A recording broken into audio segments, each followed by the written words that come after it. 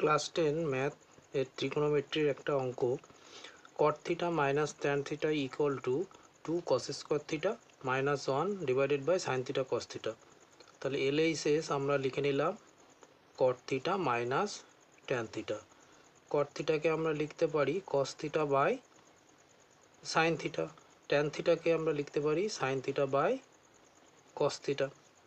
LCM হচ্ছে sine theta into cos theta. Sine theta cancel হয়ে যাবে, তাহলে এখানে থাকবে কস স্কোয়ার থিটা মাইনাস এখানে কস থিটা ক্যান্সেল হয়ে যাবে, থাকবে সাইন স্কোয়ার থিটা।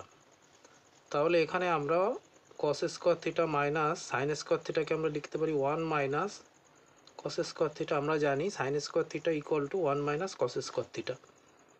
ডিনোমিনেটারে থাকলো sine theta into cos theta.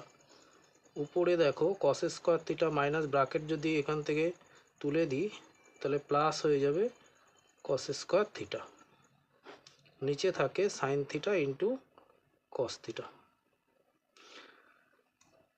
তাহলে উপরে কস স্কোয়ার থিটা হচ্ছে 2 কস স্কোয়ার থিটা মাইনাস 1 আর sine theta into cos theta. এটাই হচ্ছে আমাদের R H right hand side.